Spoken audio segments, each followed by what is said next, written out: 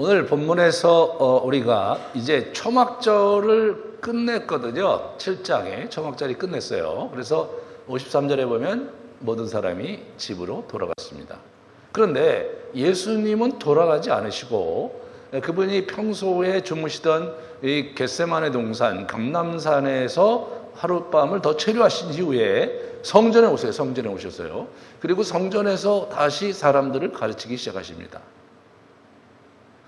자기 가족들은 다 돌아가셨을 거고요. 대부분의 사람들이 돌아갔다면 좀 더 있다가 먼 길 오신 분들이 체류하는 분들 외에, 그리고 이제 그 예루살렘에 거주하는 분들이 아침 기도 시간에 거기에 나왔을 거라고 예상이 됩니다.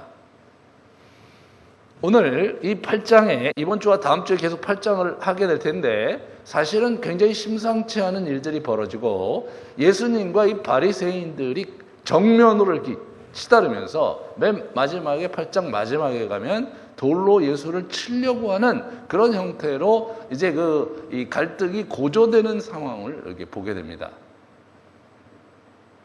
7장에서 마치 이분이 초막절 때 올라가는 것을 꺼려하시고 자기 때를 챙기시는 그런 모습으로 보였지만 이 8장에 와서 이분이 초막절이 다 끝나셨음에도 불구하고 이제 자기가 작심을 하시고 자기의 입장과 노선을 분명하게 이렇게 펼치시는 장면이 8장입니다.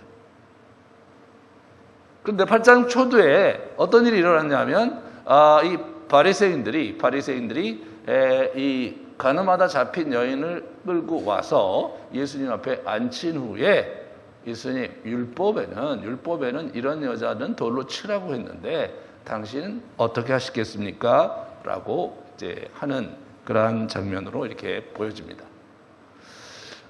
6절에 보시면 이 사람들이 그렇게 한 이유는 예수의 고발할 근거를 찾고자 예수를 시험하고 있었다라고 코멘트를 하고 있습니다. 이들은 초막절 때 이들을 예수를 잡아 죽이려고 사람들을 보냈는데 보내는 사람마다 설교에 감동을 받아갖고 어떻게 흐지부지 되는 거예요. 사실 이들은 쉽지 않았습니다. 이들은 예수가 눈에 가시였고 그들이 갖고 있었던 기득권의 그 세상이었던 유대교 전체를 뒤흔드는 일을 이분이 근거도 없이 족보도 없이 그리고 그의 정통성도 없이 주장하시는 이단아처럼 보였습니다. 그래서 예수를 책 잡으려고 음모를 꾸민 거죠. 아침에 또 그 보기 싫은 예수가 성전 뜰에 와서 사람들을 가르치고 있는 거예요. 아주 꼴도 보기 싫었어요. 꼴도 보기 싫은 거죠. 그런데 마침 가늠하다가 현장에서 잡혀온 여인이 있으니까 이 여인을 데리고 가서 예수를 골탕을 먹이고 예수를 고발할 근거를 한번 찾아야 되겠다 생각해서 일을 벌린 거죠. 예수님께서는 그런 상황에서 처음에 그들을 보시고 이렇게 머리를 굽으려 이렇게 땅에다가 뭔가 손가락으로 쓰시는 장면을 보게 되는데 그럼에도 불구하고 사람들은 지속적으로 예수님을 7절에 보시면 그들이 묻기를 맞이하지 않은 자라 예수님을 쓰고 있는데 그런 장면 속에서 이 열기가 대단했던 것을 엿볼 수가 있어요. 자, 우리가 이 장면을 좀 더 잘 한번 우리가 좀 상상을 해보면 좀 더 이 장면이 좀 이해가 많을 거예요. 자, 예수님은 지금 사람들을 그 성전 뜰에서 가르치고 있어요. 예수님은 지금 인기 강사예요. 예수님은 사실은 그 6월 초막절 내내 중반 이후에 이제 굉장히 사람들 앞에 두각을 나타내면서 많은 사람이 그의 설교를 듣고 또 믿기까지 하는 그런 일들이 있었습니다.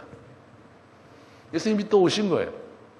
그럴 때 예수님께서 그렇게 할 때 주변에 사람들이 많이 모였을 거라는 생각이 들어요. 이렇게 웅성웅성 많이 모였는데 갑자기 저쪽에서 일단의 무리들이 이렇게 오는데 웬 여자를 앞에 세우고 그리고 뒤에서 바리새인이 오고 있는 거죠. 바리새인, 랍비들은 옷차림새가 달랐기 때문에 금방 눈에 띌 수 있었죠. 사람들이 웅성웅성 되고 있고 예수님이 이제 그들을 보는데 가만히 보니까 남자가 없어요. 가늠한 현장에서 잡혔으면 남자와 여자가 있으니까 남자와 여자를 데리고 오는데 남자가 없어. 예, 바리새인 얼굴을 보니까 다 찌그러져 있고 아주 분노가 살기가 등등해. 이 장면 속에서 예수님께서는 조용히 앉아서 이렇게 허리를 구부리고 땅에다 글을 쓰십니다. 땅에다 무슨 글을 쓰셨는지 성경은 아무런 언급이 없어요. 많은 주석가들이 그 무슨 글을 썼는지 신명기 어떤 말씀을 썼을 것이다, 간음에 관련된 글을 쓰고 있었을 것이다 등등의 추측을 하지만 전혀 근거가 없습니다. 사실 요한복음은 그 부분에 예수님이 뭘 썼는지를 기록하고 있지 않고 그런 제스처를 기록하고 있는 걸로 봐서는 지금 그거에 강조점이 있는 게 아니에요. 예수님께서 자기가 쓰고 있는 내용을 그들이 보라고 그렇게 한 게 아니에요. 그리고 사실 절대다수의 사람이 문맹인 상황인데 글을 쓴들 몇 사람이라 알아먹겠습니까? 예수님은 다른 의도가 있으신 거죠. 가만히 보시면요, 이렇게 사람들의 막 이게 가라앉히고 싶었던 거예요. 얘기를 좀 감정적으로 하지 말고 좀 정서적으로 좀 가라앉힌 다음에 좀 제대로 된 정신 상태에서 얘기를 나누고 싶었겠죠. 하지만 예수님이 계속 그걸 기다리며 썼는데 사람들이 계속해서 치받는 거죠. 말씀해 보시라. 간음에 대해서 구약 율법이 어떻게 되어 있는가 한번 같이 보도록 하겠습니다. 이 레위기 20장에 보시면 남의 아내와 간음하는 자, 곧 그 이웃의 아내와 간음하는 자는 그 간부와 음부를 반드시 죽이라 이렇게 나와요. 근데 저게 저렇게 그냥 우악스럽게 된 것 같지만 실제로 신명기에 보면 상당히 인격적인 측면이 있어요. 신명기 17장을 같이 볼까요? 처녀인 여자가 남자와 약혼한 후에 어떤 남자가 그를 성읍 중에서 만나 통관하면 그러면 둘 다 죽이는 거예요. 둘 다 끌어내고 그들을 돌로 쳐 죽여라. 왜냐하면 성읍 중에 있었으니까 여자가 소리를 질렀어야 되는데 소리를 안 질렀다. 다시 말해서 여자가 거부 의사를 밝히지 않았으므로 여자도 공범이다. 그래서 그를 같이 죽여야 된다. 그렇게 얘기를 했습니다. 그러나 25절에 보면 만일 남자가 어떤 약혼한 처녀를 들에서 만나서 강간하거든 그 강간한 남자만 죽이라고 얘기해요. 그 여자는 죄가 없다 이거예요. 예? 자기가 소리를 질렀어도 구해놓을 사람이 없으니까 그 여자는 죄가 없다. 그렇게 얘기를 한 거예요. 들에서 만났는데 어떤 일이 있었는지 안 물어. 그죠? 그냥 들에서 만나서 당했으면 여자는 그냥 구해주는 거예요. 이게 성경의 그 인격성이에요. 예? 그 사람의 인권과 그 사람의 상황을 정상 참작을 안 하는 거예요.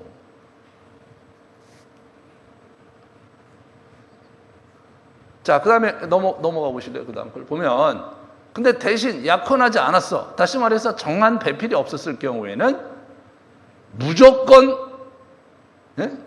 아내로 삼아야 돼. 아내로 삼아야 되는데, 결혼 지참금이 은 50세겔이에요. 당시에 20세겔에서 30세겔이었다고 그래요. 다시 말해서 2배의 결혼 지참금을 가지고 여자를 반드시 자기 아내로 삼아야 되고, 절대로 이혼할 수 없어. 그렇게 함으로써 여자의 인권을 보호하는 그런 것이 율법이었어요. 율법. 네. 예수님으로선 정황이 파악이 안 돼. 그렇죠? 아니, 남자와 여자가 같이 있어야 되잖아요. 남자가 여자가 같이 있어야 되잖아요. 그러면 일단은 어떻게 돼요? 그냥 둘이 통관을 하다가 잡혔다는 사실 하나만으로는, 그죠? 그걸 징계하면 안 돼. 어떤 정황이냐? 들에서 그런 거냐? 아니면 뭡니까? 읍에서 그런 거냐? 아니면 납치 당해갖고 또 험한 꼴을 당한 거냐? 이런 자초지종을 면밀히 조사해야 돼요. 그죠? 그리고 사실 확인을 하고, 그 다음에 예수님께서 얘기하게 하시는 게 예의죠. 아니, 남자가 없어요. 여자만 거기 있어요. 사실 확인 자체가 불가능해. 이런 고약한 놈들. 아니, 예수님께 정당하게 물으려고 하면 어떻게 돼요? 사실이 약차 이만저만했다. 그리고 저 남자가 있고 있는데 우리가 조사해 보니까 둘이 통관한 게 자기들이 원해서 통과한 게 너무나 확연하다. 예수님, 당신은 어떻게 하시겠습니까? 율법에는 돌로 치라고 그랬는데 어떻게 하시겠습니까? 그런 질문을 하는, 뭐 그런 거 하는 것도, 하려면 그 정도 되면 그나마 절차를 지킨 거예요. 없는 거예요. 더 기가 막힌 게 뭔지 아십니까? 구약에요. 실제로 이런 법은 있었지만 그것이 구체적으로 집행이 된 기록이 없어요. 네? 돌로 쳐서 통관했기 때문에 돌로 쳐서 죽였다는 기록이 없단 말이에요. 심지어는 사실 누가 그렇게 당했어야 됩니까? 아니, 다윗이 자기들이 추앙하고 있는 다윗 왕이 돌로 쳐 죽임을 당해야 될 대표적인 놈 아니에요. 그런데 다윗이 용서받았단 말이에요. 예. 이 장면을 가만히 예수님의 입장에서 보면요, 참 기가 막힌 거예요. 예? 설사 사실이라 할지라도, 지금 여기 지금 내가 지금 성전에서 지금 우리 사람들을 가르치고 있는데 와갖고 꼬투리 잡으려고 저렇게 하고 남자도 없어. 이거 사실 확인이 안 돼. 여인이요, 이 말이 사실입니까? 그죠? 예, 거기 있는 이복에 당신 그게 한 게 사실이야? 확인할 수도 없어요.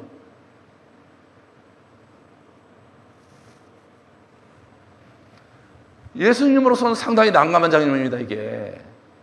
누가 봐도 예수를 골탕 먹이려고 덫을 놓은 거예요. 예수님은 꼼짝없이 당하게 생긴 거예요. 왜? 거기 굉장히 많은 청중들이 지금 집회 중에 있었잖아요. 꼼짝없이 지금 오도 가도 못하는 상황이 된 거죠. 만약에 돌로 치라 그러면 뭐에 걸리냐면 로마 법에 걸리거든요. 네, 로마 법에 걸려요. 그거 집행할 수 없게 돼 있어요, 로마 법에. 성전을 모독했거나 정치적으로 반로마 항쟁을 한 사람 외에는 죽이지 못하게 돼 있었어요. 사형을. 그런데 돌로 치지 마라. 그럼 어떤 일이 벌어집니까? 율법을 고수한다고 하면서 율법을 정면으로 배척한 놈이잖아요. 자기들 나름대로 머리를 굉장히 많이 쓴 거예요, 이게. 네? 머리를 굉장히 많이 써서 오늘은 이 사람을 덫을 놓고 뭐 어떻게 얘기하든 우리가 이겨. 네? 그죠? 자기들이 이길 수밖에 없는 그 게임을 지금 시작한 거예요, 이 사람들이. 그러니까 예수님께서 가만히 이제 있는 거죠. 가만히 이제 있다가 얘들이 자꾸 뭐라고 그러는 거예요. 가라앉질 않아. 쭉 일어나셔서 뭐라고 그러냐면, 그래, 너희 중에 죄 없는 놈부터 돌로 쳐. 그리고 또 앉으셔갖고 허리를 굽히시고 그리세요. 이 집행에 관련된 규례가 있어요. 한번 구약에 신명기에 집행에 관련된 규례를 한번 보여주세요. 자, 어떻게 되냐면 두 사람이나 세 사람의 증인으로 죽여야 돼. 증인이 분명히 있어야 돼요. 여러분, 증인이 없어요. 여기 지금 여자만 있어. 주장만 있어. 증인이 없어. 네. 그러고 나서 돌로 칠 때는 어떻게 되냐면 증인이 먼저 치는, 증인이. 네? 증인이 치면 옆에 있는 사람들이 같이 치는 거예요. 그런데 만약에 나중에 거짓 증거라는 게 밝혀지면 어떻게 돼요? 동일한 벌을 받게 되는 거예요. 그래서 증인이 돌로 치라고 그런 거예요. 아주 기가 막히죠. 그죠? 돌로 치라도 쳤다가 나중에 그게 거짓이 발각되면 자기가 그 벌을 받게 돼 있는 거예요. 이게 참 어려운 거죠. 어려운 거예요. 그러니까 이제 사람들이 어떻게 그 말을 듣고 양심의 가책을 받았다. 누가부터 나갑니까? 이 노인 나이 많으신 분부터 슬금슬금 빠져나가는 거예요. 그 당시 장면을 다시 한번 생각해 봐요. 자기들이 이제 바리새인이 그 종교 지도자를 시켰어요. 그래서 지금 여자를 데리고 막 오는 거예요. 사람들이 웅성웅성 보고 있다가 어떻게 됩니까? 완전히 자기들을 보고 있잖아요. 예. 지금 약간 분위기가 그렇게 하는데 싸하잖아요. 그런데 예수님께서 벌떡 일어나서 죄 없는 자가 돌로 쳐라! 그럼 어떻게 됩니까? 흠찔하겠죠.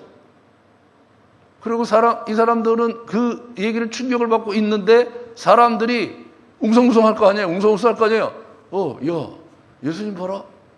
야, 쟤들이 어떻게 나올까? 누가 그럼 돌로 먼저 칠까? 이 사람들이 어떻게 돼요? 갑자기 죄 없는 사람 하니까 어떻게 됩니까?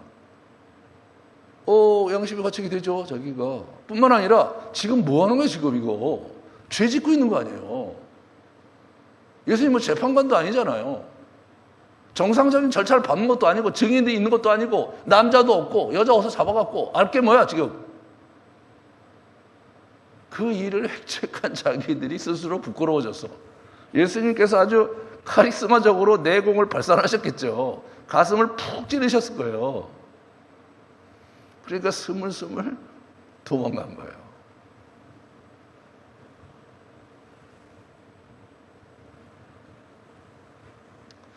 이 신앙생활 하다 보면 그렇게 옳고 그름이 중요한 사람들이 있어요. 예. 옳고 그름이 그게 중요해. 예. 근데 이 옳고 그름을 너무 원칙주의적인 입장에서 그걸 너무 그걸 주장을 하면 무슨 문제가 생깁니까? 사람이 죽어요. 사람이 죽어요. 그리고 우리가 정말 어떤 사람의 잘못을 지적할 때 나도 뭐 잘한 게 있나 돌아봐야 되는데 자기 안에 죄가 많으면 많을수록 상대를 더 매몰차게 몰아붙이는 게 인간의 심리예요. 자기 어둠이 투사돼서 그런 것 같아요. 그렇잖아요? 그런데요, 예수님께서 우리가 이제 가만히 이렇게 보시면 이 여자를 대하시는 장면이 아주 인상적이에요. 이 여인의 입장에서 보면요, 자기가 끌려 나왔어. 그래서 그냥 남자들이 쫙 있는데 자기가 가늠한 여자야. 근데 자기 파트너는 또 없어. 아주 그냥 어떻게 얼굴을 들을 수가 없었겠죠. 막 굉장히 힘들었을 거예요. 이제 앞날이 캄캄해. 예. 그런데 예수님께서 이렇게 구부려서 뭔가를 쓰신단 말이에요. 그러니까 많은 사람이 처음에는 자기를 봤겠죠. 그죠? 어떤 여자에 도대체 이렇게 봤겠죠. 근데 눈빛이 예수님께로 초점이 맞춰지잖아요. 기가 막힌 거죠. 예수님께 딱 초점이 맞춰지는 거예요. 그리고 죄 없는 자가 돌로 치라고 그러니까 또 음성음성 가는 거예요. 사람들이 지금 여자를 안 봐요. 청중이 여자를 지금 볼 계제가 아닌 거예요. 지금 초점이 여자에게 있지 않잖아. 그러니까 숭숭숭 가요.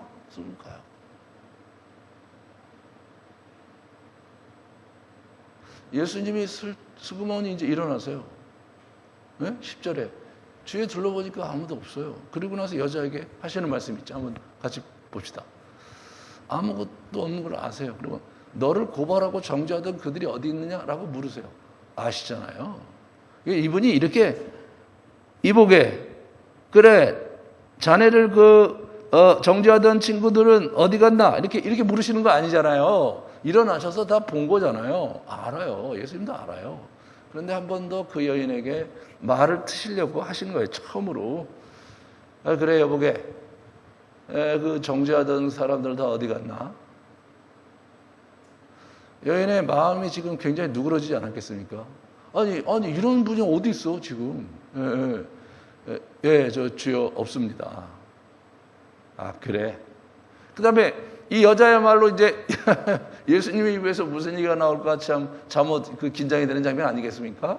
이보게 나도 자네를 정죄하지 않겠네. 대신 가는데 가서 다시는 이런 짓 하지 말게. 그렇게 말씀하신 거예요. 그렇게 말씀하신 거예요. 이게 너무 대단한 장면이신 거예요. 너무나 멋진 장면이신 거예요. 저는 이 여인이 평생 잊지 못했을 거라는 생각이 들고요. 예수님 믿고 살지 않았을까? 그런 생각을 해요. 근데 이 여인이 어떻게 된다에 관심이 2000년 동안 되게 많았어요. 특별히 가톨릭에서. 그래서 이 여인이 막달라 마리아다라고 생각을 하고 결국 막달라 마리아하고 예수님이 계속 쫓아다녔다. 좀 더 깊이 가서 결국 막달라 마리아와 예수님과 어떤 something happen이 있었다 뭐 이러고 하면서 소설까지 썼어요. AD 6세기에. 예. 그런 쓰잘데없는 관심을 일으켰던 사건이기도 합니다. 전혀 근거가 없어요. 전혀 근거가 없어요. 오히려 우리는 이 사건 그 다음에 예수님이 이 사건에 대해서 어떻게 코멘트하시고 어떻게 본인이 그 교훈을 정리하시는지를 보는 것이 훨씬 더 중요하죠. 예수님께서는 우리 12절에 보시면 또 말씀을 하셨어요. 나는 세상의 빛이니. 이제 청중들에게 얘기하는 거잖아요. 나는 세상의 빛이니 나를 따르는 자는 어둠에 다니지 아니하고 생명의 빛을 얻으리라. 갑자기 이분이 자기는 세상의 빛이래. 생명의 빛이라는 거예요. 네. 이게 무슨 얘기냐? 지금 이제 그 초막절 집회 두 가지 굉장히 중요한 의식이 있었대요. 첫 번째는 지난주에 얘기했던 정결 의식이 있었던 거예요. 샘에서 물을 가져와서 제단에 뿌리 하루에 한 번씩 계속 그걸 했어요. 그걸 가지고 목마른 자 다 내게로 와라. 네. 네? 내 배에 생수의 강이 흘러넘치리라 이렇게 말씀하셨죠. 사실은 그 물은 무슨 물이었냐면 우리 제단을 성결케 하는 물이었어요. 네. 그치만 그런 개념이 확장이 되면서 에스겔서라든가 저쪽 우리 우리 그 계시록 있는데 보면 그 성전에서 어떻게 되냐면 물이 이렇게 흘러 넘치는 거예요. 흘러 넘쳐서 온 세상에 퍼지는 그러한 묵시가 있었거든요. 그거를 예수님께서 그 주제를 붙드시고 내 배에 생수의 강이 흘러 넘치니까 와서 마셔라 그렇게 말씀하셔요. 그리고 오늘은 빛을 얘기해요. 빛. 네. 빛의 의식이 있었는데 우리 광야에서 생활할 때 불기둥과 구름기둥으로 활동을 했잖아요. 이 사람들 그걸 쫓아갔잖아요. 그러니까 불기둥이 있었던 거예요. 불기둥이.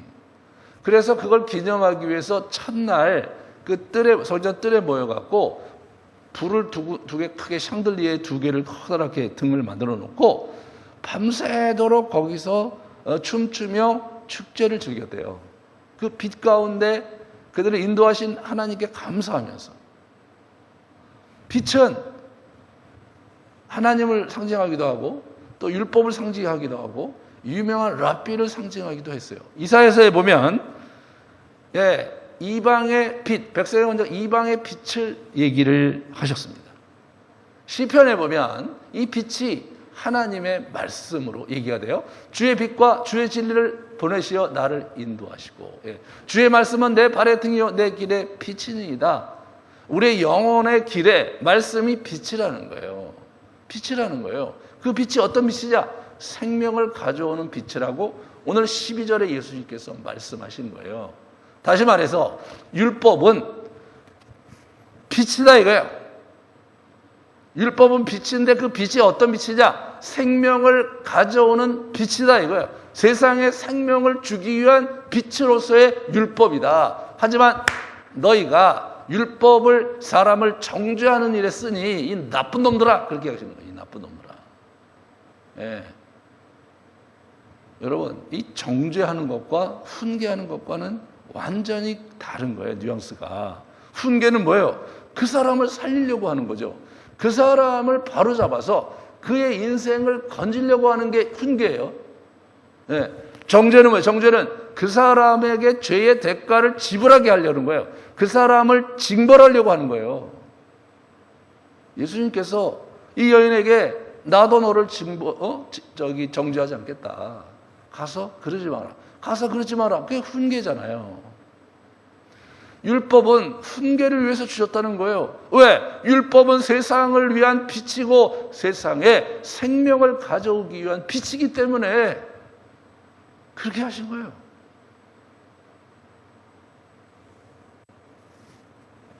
십계명이 있단 말이에요. 십계명을 두 계명 요약하면 하나님 사랑, 이웃 사랑이에요. 하나님 사랑, 이웃 사랑이 그게 십계명의 정신이고 율법의 정신인 거예요. 그 정신을 가지고 율법을 사용해서 그 사람을 사랑하는 데 쓰라는 거예요. 네? 하나님을 사랑하는 데 쓰라는 거예요. 그를 정죄하는 데 쓰지 말라는 거예요.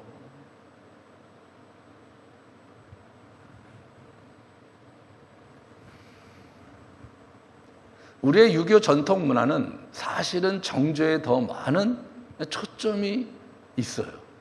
예. 정죄에 더 많은 초점이 있어요.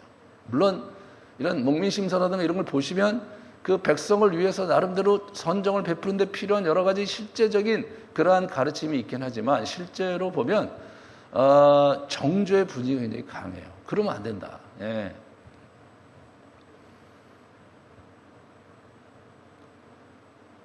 여러분과 제가 정말 이게 조심해야 되는 부분이에요. 우리 자녀를 키울 때, 그리고 이 신앙생활할 때, 예, 생명을 살리는 훈계를 위해서 말씀과 신앙의 원칙들을 지켜야지. 이게 뭐 그를 바로잡는다고는 하지만 그의 인격과 존재를 엄청나게 상처를 주면서 이 신앙을 강요하고, 예, 그런 거 진짜 바람직하지 않습니다. 예. 우리의 신앙은 철저하게 사랑이 그 핵심이어야 됩니다.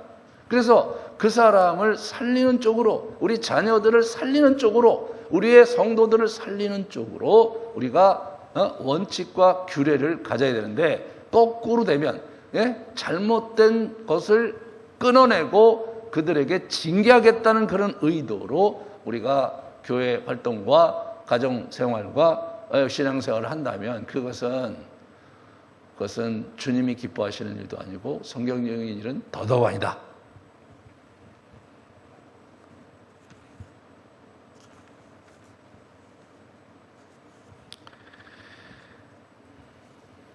예수님은요,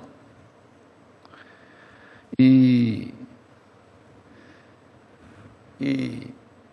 율법의 규정보다 정신을 더 중요시 여겼어요. 한번 같이 볼까요?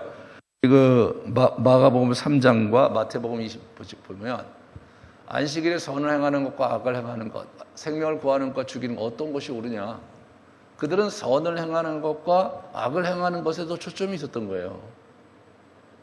그런데 더 옳고 그름을 더 분별하는 데 더 중요했어. 근데 예수님은 생명을 구하는 것에 더 치중하셨어요. 생명을 구하는 것에. 여러분과 제가 그 길을 따라야 되는 거예요.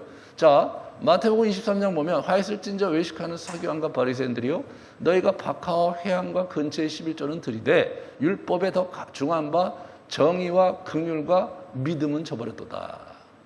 그러니까 박하와 회향과 근체, 저건요 향신료예요.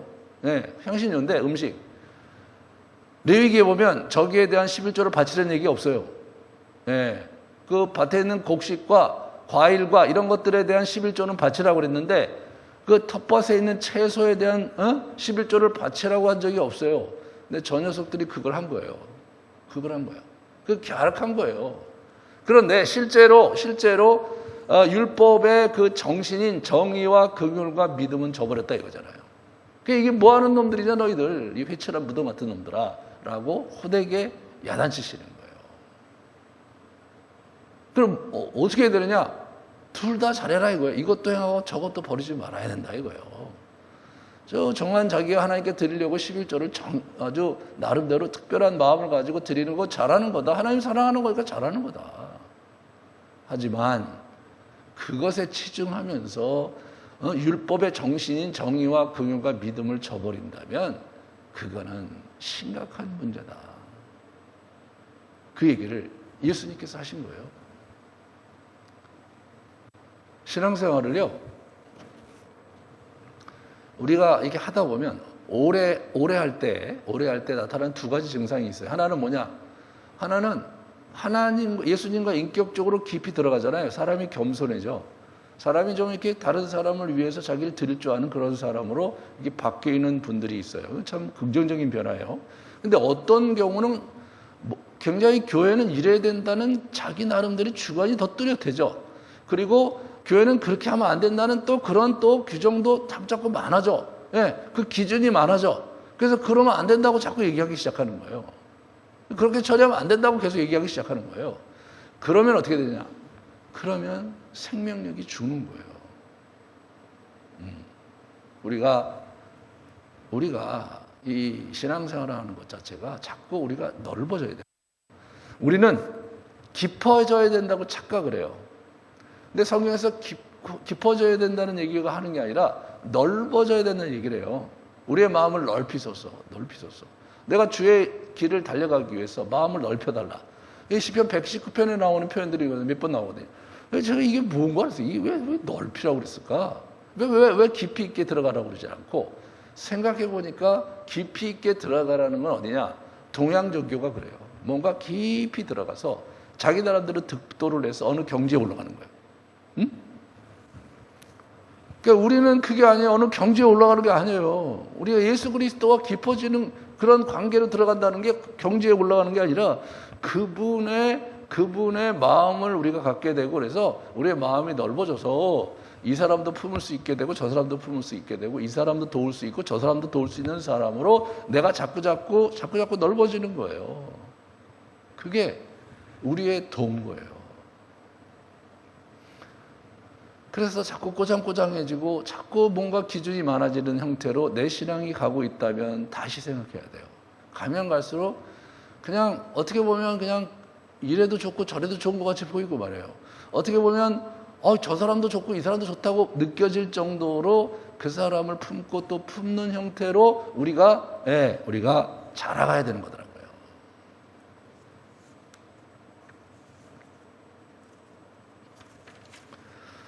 여기서 우리는 예수님이 이제 이 유대인들과 부딪히는 그런 장면에서 참 재밌는 그런 장면을 보게 됩니다. 그러니까 이제 12절에 보세요. 13절에 세상에 빛이다 그러니까 어떻게 돼요?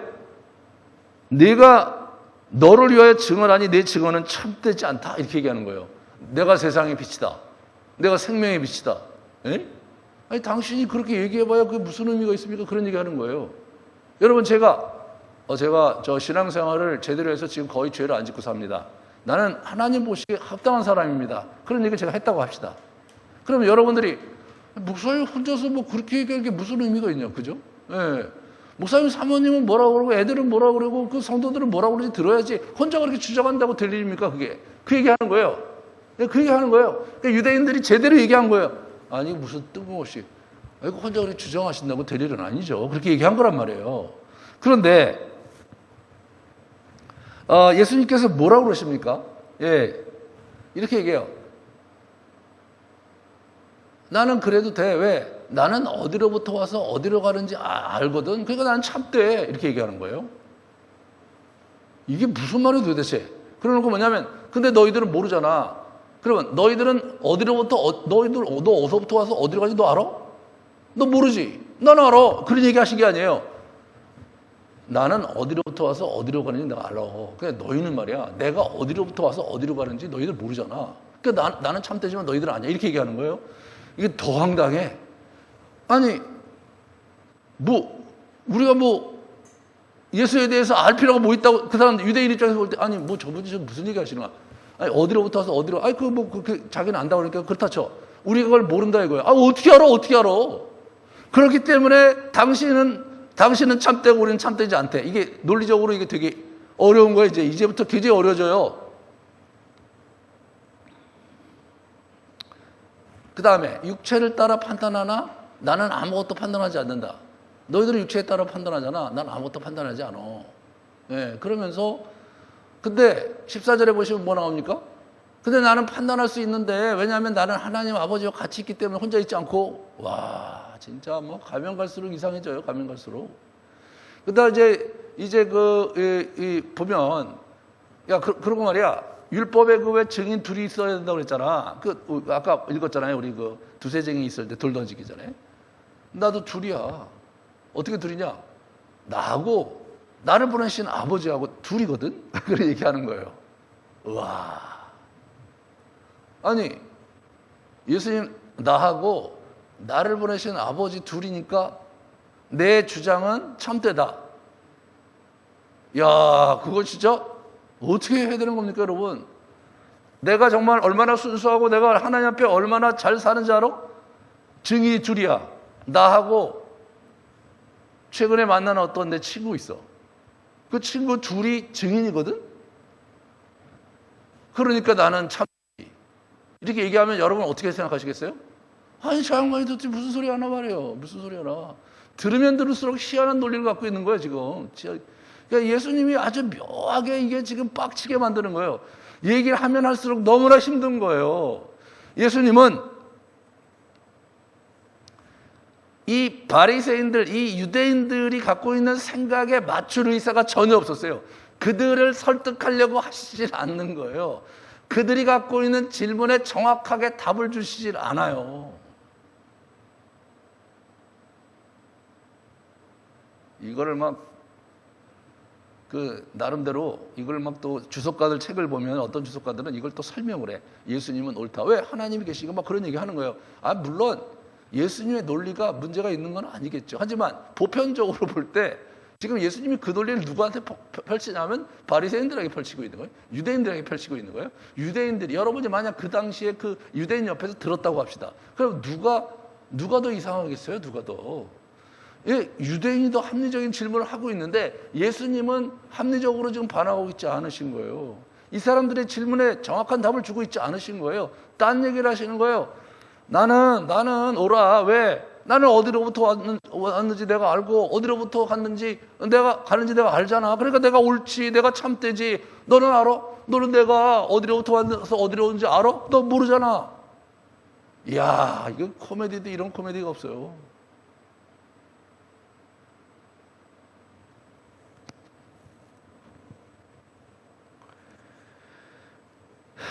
그러니까 19절에 바리새인이 뭐라고 했어요? 내 아버지가 어디 있습니까? 당신 아버지 얘기하는데 그 아버지 좀 보여주시오. 그렇게 얘기를 19절에 하죠. 여러분 근데 이렇게 얘기하세요. 너희는 나를 알지 못하고 내 아버지도 알지 못하는도다. 나를 알았더라면 내 아버지도 알았을 것이다. 이거 참 기가 막힌 거죠. 너 이거 나를 모르잖아. 그러니까 모르지. 내 아버지 나를 모르는데 네가 어떻게 내 아버지를 알아? 한번 틀린 말은 아니에요. 틀린 말은 아니야. 예? 여러분 아까 내가 얘기했잖아요. 내가 왜 참되냐? 내가 지금 참되다고 얘기하고 있잖아. 그리고 내 친구가 있고 내 친구 아무가 있는데 걔도 날 참되다고 해. 그럼 여러분이 그 친구가 누군지 좀 봅시다. 야 너희들 내가 누군지 잘 모르는데 내 친구를 어떻게 알아? 나는 내 친구 아는데 너희들은 모르잖아. 그럼 여러분 어떻게 하시겠어요? 어떻게 하시겠어요? 진짜 말이 안 되는 거예요. 하면 할수록 말이 계속. 그러니까 그럴 때 어떻게 돼? 우리는 웃어야죠. 웃어야 돼. 예수님이 왜 이렇게 우스꽝스러운 일을 하시는가? 그래갖고 여러분 20절에 보세요. 20절. 이 말씀은 성전에서 가르치실 때 헌금 앞에서 하셨으나 잡는 사람이 없으니 이는 그의 때가 아직 이르지 않았기 때문이다. 아직은 체포를 안 했어요. 이게 말도 안 되는 얘기를 하는데. 그런데 또 한편 여러분 그 장면이 있었다고 생각하시면 분위기가 어땠을 거예요? 참 이랬을 것 같아요. 참 이렇게 됐을 것 같아요. 얘기할 건덕지도 없는 거예요. 저놈이 문제지가 저 체포하자 이런 얘기 할 건덕지도 없는 거예요. 아니 아버지를 우리가 어떻게 아냐고? 우리가 모른다고? 근데 자기를 모르기 때문이라고? 여러분 그게 말이 됩니까? 아버지 모시고 와야죠. 아버지. 아니면 아버님은 하나님께서 봐봐. 다들 잘 봐. 예. 지금 우리 하나님께서 여기 임재하시는데 우리 아버지는 보이시는 분이 아니야. 그러니까 너희들이 공중부양할 거다. 아버지가 오시면 너희들을 공중부양시킬 거야. 주여 아버지여 당신의 살아계심을 보이소서. 근데 갑자기 우 하더니 거기서 있던 사람 다 이렇게 공중에 부양하는 거예요. 그 정도는 해주셔야 되는 거 아니에요? 그 정도는 하셔야 되잖아요. 예? 근데 그런 거 아니고 야 너희들 나도 모르는 주제에 내 아버지를 어떻게 하냐? 너희들이 나를 알았으면 우리 아버지 알았을 텐데 이런 얘기 하시는 거예요. 부활하시고 난 다음에는 그 말이 무슨 말인지 알죠? 그죠? 하나님의 아들이시고 이때 부활하신 다음에 다 아는 거지만 그 당시에는 알 수가 없어요. 그러면 예수님께서 그들을 알게 하시려고 하느냐? No. 관심 없어요. 관심 없어요. 그러면서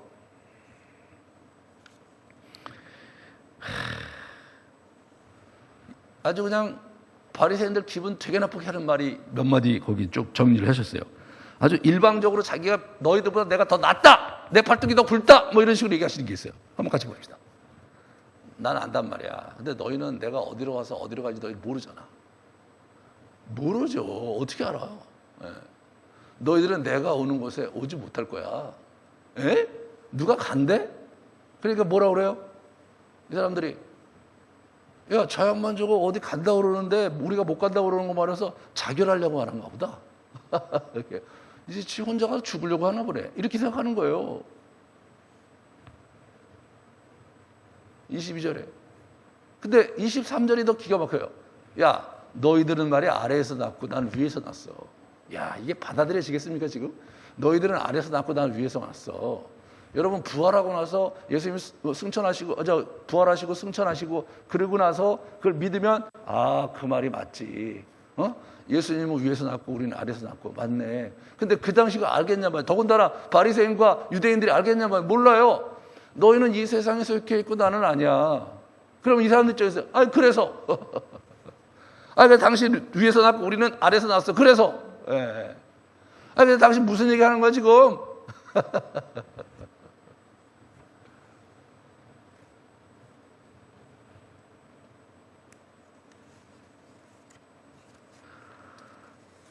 예수님 뭐 하시려고 이렇게 빡치게 만드는지 아세요? 예수님 뭐 하시려고 그러냐면요. 그들을 정죄하시는 거예요. 그들을 정죄하시는 거예요. 예? 그 여인을 정죄하고 나를 정죄하는 너희들아, 한번 맛을 봐라. 한번 보세요. 그 정죄하시는 얘기 좀 보세요. 이렇게. 내 판단이 참되니 이는 내가 혼자 있는 것이 아니고 나를 보내시니까 나와 함께. 나는 참되다. 예. 이건 뭐예요? 뭐 그들이 알아먹든 뭐 이해하든 하지 못하든 이건 진리잖아요. 하나님, 예수님 진리시잖아요. 이 세상이 내 것이고 다 내 뜻대로 될 건데 이 녀석들이 이렇게 되는 거예요.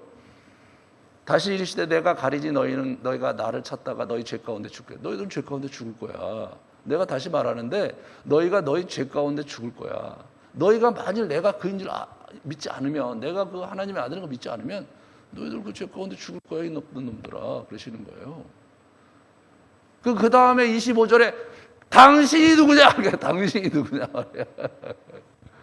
그 얘기는 다음 주에 하겠습니다. 다음 주에. 다음 주에 피 튀기는 얘기가 나와요. 다음 주에. 여러분 이게 가만히 묵상하다 보면요, 기가 막힌 거예요. 그 당시 여러분과 제가 유대인이었더라도 이게 받아들이기가 너무 힘들어요. 근데 결국 뭐냐? 너희들은 죽을 거라 이거예요. 너희들 그따위로 하다가 너희들 죄 가운데 죽을 거고, 내가 가는 곳에 너희들 어린 없다, 못 온다. 내가 가는 곳이 어디입니까? 천국이잖아요. 널 천국 못 온다. 그렇게 말씀하신 거예요. 이 사람들은 그때는 이해를 못했겠죠. 이해할 수가 없죠. 부활해서 예수님을 다시 믿으면, 그래, 내가 예수님을 하나님의 아들로 받아들이지 못하면 나는 죄 가운데 죽을 거고 죄가 해결 안 되니까 마지막 날에 천국에 갈 수 없는 거구나. 그렇게 그때 깨닫게 되는 거예요. 그죠? 그때 깨닫게 되는 거예요. 예수님 그런 어법으로 얘기하셨어요. 네, 너무 쉽게 하려고 하지 마세요. 예수님이 뭐 쉽게 이해시키고 그렇게 활동하지 않으셨더라고요. 제자들이 그러니까 맨날만 헤매고 나중에 도망가고 그러죠. 예수님 배반하고. 예수님이 제자들이 알아먹도록 얘기했으면 그 사람들이 예수님이 최고의 교사시잖아요. 신이시잖아요. 능력이 있으시잖아요. 적어도 자기 제자들은 설득할 수 있어야 되지 않나요? 근데 이분은요, 자기 제자들도 설득하려는 게 있어서 그렇게 노력을 기울이시지 않았어요. 적당한 선에서 얘기하고 나머지 뭐예요? 네가 고민해라 이거예요. 네가 알아먹어라 이거예요. 네가 깨달아라 이거예요. 귀 있는 자는 들을지어다.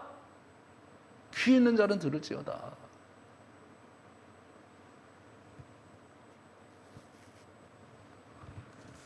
성경이 지금 그렇게 얘기해요. 성경이 그렇게 얘기가 있는 거예요. 예? 그러면 쉽게 얘기하면 알아듣나요? 몰라요. 모든 분야가 다 그래요. 그 분야에 대해서 여러분이 어떤 분야이든 그 분야에 대해서 여러분이 알고 또 익히고 그래서 어느 정도 수준이 돼야 그 분야에 대한 얘기를 하면 알아들어요. 그렇잖아요. 알아들어요. 제가 의술을 배운 적이 없잖아요. 의술을 배운 적이 없어요. 그럼 의사하고 얘기하면 의사가 뭐 전문적으로 쓰시면서 뭐 이런저런 얘기하고 뭐 그렇기 때문에 목사님 그렇게 하시면 안 되고, 당신의 뭐 저기 지금 키드니가 이게 문제고, 당신 그 위가 지금 이게 문제고 장이 이렇게 문제이기 때문에 이렇게 하면 안 되고 얘기를 많이 한다고 합시다. 그럼 제가 뭐 그런 거보다 하지 그걸 제가 어떻게 알아요? 몰라. 그 분야에 조예가 있는 다른 의사가 들으면 저 말을 저렇게 말씀하시는구나. 그래, 그게 문제지. 이렇게 들을 수 있죠. 그렇잖아요. 여러분, 이 신앙적인 것도 마찬가지예요. 그 신앙에 깊이 들어가야 그 알아먹는 거예요. 몰라. 쉽게 얘기하면 아느냐? 몰라요. 우리 성도들이 뭐야? 설교가 들려지기를 원해. 내가 이해하는 형태로 설교가 되길 원해요. 내가 은혜 받는 형태로 설교가 되길 원해. 여러분, 그런 부분이 중요합니다. 그 나쁜 거 아니에요? 근데 그것만 하면 문제가 되는 거예요. 예수님이 뭐 청중에게 공감을 불러일으키려고 설교를 했나요? 그러시지 않았더라고요. 오늘 본문 얘기해 보면 진리를 말씀하시는 거예요. 들을 귀 있는 놈 들어라 이거요. 그거 안 들으면 어떻게 되느냐? 그냥 내 죄 가운데 죽는 것밖에 더 있겠냐? 이분의 그 도도한 권위적인 외침, 그것이 하나님의 말씀이신 거예요. 우리가 겸허하게 그 예수님의 말씀을 경청하고 들어야 되는 거더라고요. 겸허하게. 모르면 이해하려고 하고 말이에요. 알아먹으려고 하고 그렇게 해야 되는 거예요.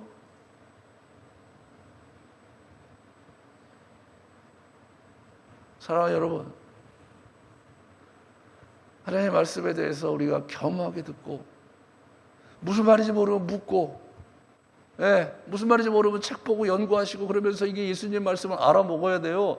그래야 우리가 사는 거예요. 여러분이 이 들려지지 않는다고 힘들이 들려지지 않는다고. So what? 그래서 어떻게 하자는 거예요 도대체? 어떻게 하자는 거예요? 목사님 잘 설명해 주셔야죠. 설명해서 될 거면 다 설명하죠. 쉽게 얘기해서 될 거면 얼마든지 얘기할 수 있죠. 여러분, 컴퓨터를 전공하는 사람들이 있어요. 프로그래머. 제 아내가 옛날에 그거 했어요. 지금 아니지만. 제 아내가 하는 얘기 하나도 못 알아듣겠어요. 컴퓨터가 문제가 생겨. 그러면 보면은 제가 하다 보면 안 돼. 그러니까, 여보 컴퓨터 문제가 있어. 좀 해줘. 그러면 앉아서 해. 여보 어떻게 당신이 하면 해? 아니 왜 당신은 이렇게 하면 되는데 몰라. 오늘 아침에도 제가 이걸 해놓고 이제 했는데 이게 프린터가 안 돼. 프린트가. 여보 이거 좀 프린트 해줘. 여기다 왜 이런 걸 많이 집어넣었어? 내가 뭘 넣는지 어떻게 알아? 뭘 넣었어? 뭐 이상한 걸 많이 넣었네. 이거 프린트하고 연결이 안 돼 있는데. 아니 엊그저까지 잘 됐는데 당신이 뭘 잘못 만졌대. 나 뭘 잘못 만든지 모르겠어요. 아내가 막 무슨 얘기를 해요. 몰라요. 그게 어떻게 합니까? 여보 그냥 해줘. 여러분 몰라요. 여러분이 모르는 게 잘못이 아니에요. 근데 내가 모르는데 나를 설득해달라고 앉아있는 게 잘못인 거예요. 그게 잘못인 거예요. 우리 신앙이. 예수님은 그냥 모르면 말라 이거예요. 모르면 말라 이거예요.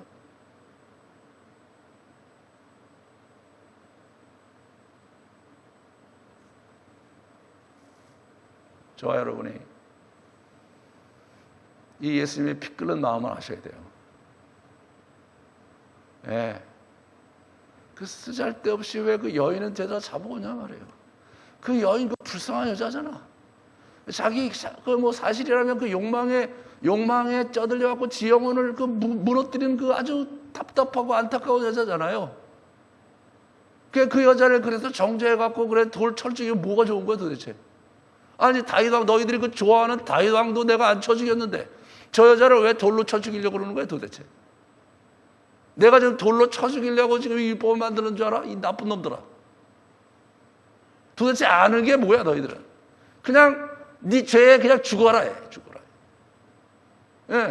너희들 그따위로 하다가 나 있는 곳에 못 와. 우리 어떻게 가나?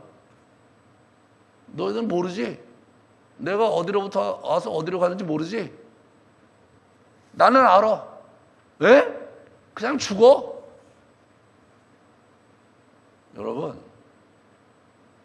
여러분, 예수님이 이렇게 말씀하셨어요. 본문 보세요. 집에 가서 다시 한번 읽어보세요.